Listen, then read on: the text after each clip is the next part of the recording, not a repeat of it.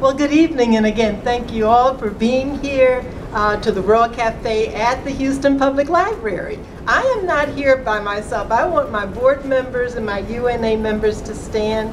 Mr. David Timms, Mrs. Sarah Timms, who is our Vice President, Education Program, Ms. Barbara Tang, and Dr. Sunny Tang, and our Vice President there. Now, the World Cafe, and we have members that we call legacy members. They've been members of the UNA over 15 to 20 years. The World Cafe concept started many years ago with our UNA chapter, and we used to take it to different bistros and cafes. And then in the last year, we had some other programs, and we didn't do the World Cafe, we did some other programming. And then when we had the exhibit here at the, when the library had the exhibit here of Beyond Borders, Art Beyond Borders, that's when I had the great opportunity of meeting Dr. Lawson, and we started talking about our mission and what our goals were as institutions. And I said, we have something called World Cafe. She's like, wait. So that's how it came to be a partnership. And we are very excited, and we look forward to continuing this as the year goes. Okay, this first dialogue, let me just give a little personal part. Under the Clinton administration, remember we had the National Dialogue on Race. Okay, well, I was living in Philadelphia at the time, and I had the opportunity there with the King Association for Nonviolence to spark that in Philadelphia. And of course, it took a national perspective in terms of different cities were asked to have these dialogues. And they were town hall meetings where we wanted people to come out, number one, get information, because we were about education. So get the information, get some facts, but also share your experiences. How have you seen this particular issue? How has it impacted you? Because we wanted to share those experiences and hear from the people and not just from the policymakers. So that's the concept of it behind this. So we're going to have all of our great experts here give us information, tell us what they're doing in their perspective organizations, and then we want you to share with us your experiences and perspectives. One lady who was coming in said, dialogue on immigration, all of us are immigrants. I said, that's exactly right. So say that when we get to that point of talking about sharing experiences. Okay. On our panel, I'd like to introduce them. Dr. Ann Chandler, if Ann could raise her hand. She's director of the Taria Justice Center, the Houston office. She serves on the board of the American Immigration Council and the Harris County Domestic Violence Coordinating Council. Prior to joining Tahira in August of 2009, she served as a clinical professor for the University of Houston Law Center, where she served as the interim director of the Immigration Law Clinic. Prior to joining the Law Center in 2003, she served as a director she served as Director of Immigration Legal Services for the YMCA International Services of Greater Houston.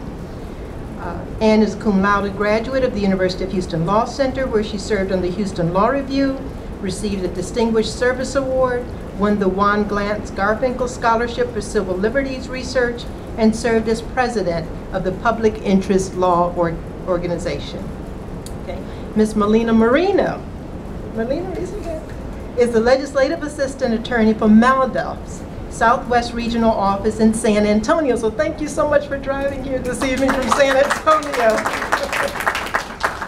In that role, Ms. Moreno analyzes legislation and advocates for the protection and promotion of Latino civil rights in the areas of political access, education, immigration, employment, and access to justice for that region.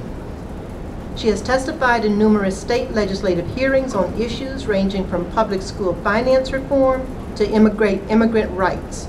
Prior to joining Maldoff, Ms. Moreno served as an attorney and Equal Justice Rights Fellow at Texas Rio Grande Legal Aid, where she directed the organization's School to Prison Pipeline Project, seeking to obstruct the forces channeling students from schools into the juvenile and adult criminal justice systems.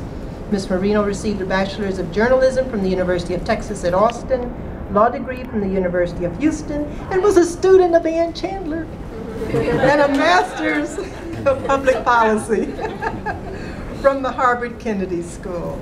Okay. Ms. Frances Valdez, yay. Native Houstonian, and a graduate of the University of Texas School of Law. She began her career as a clinical fellow with the UT Immigration Clinic, At UT, she was part of the team that fought to end family detention at the T. Don Hudo detention facility in Taylor, Texas. After a fellowship, she began her solo immigration practice in Houston. She joined the Citizenship and Immigration Program at Neighborhood Centers Incorporated in 2010. Under her legal direction, the Neighborhood Centers Citizenship and Immigration Program has become recognized by the Board of Immigration Appeals for providing quality immigration services to the community through one-on-one case management and group processing workshops. She currently serves on the board of the United We Dream Network, a national immigrant youth-led organization and a powerful nonpartisan network made up of 52 affiliate organizations in 25 states. And Mr. Benito Juarez, all of us know him, and we want to thank him so much for Citizenship Month. He oversees immigrant and refugee affairs for the city of Houston. Originally from Guatemala, he has served as the city's expert on immigration issues for 3 Houston mayors. Prior to working for the city, Mr. Juarez was an active member of community organizations advocating for immigrant and refugee rights. He oversaw that creation of the Office of Immigrant and Refugee Affairs in 2001, as well as the Mayor's Advisory Committee on Immigrant and Refugee Affairs, which is a diverse group of community representatives and stakeholders engaged in immigrant and refugee issues. Mr. Juarez leads the city's citizenship efforts, including citizenship educational forums and other activities and events that raise awareness on issues affecting immigrant population. He oversees one of Houston's most popular signature events, Citizenship Month. Now, this is the first time it's Citizenship Month, so that has expanded, which attracts thousands of participants each year. So can we welcome our panelists?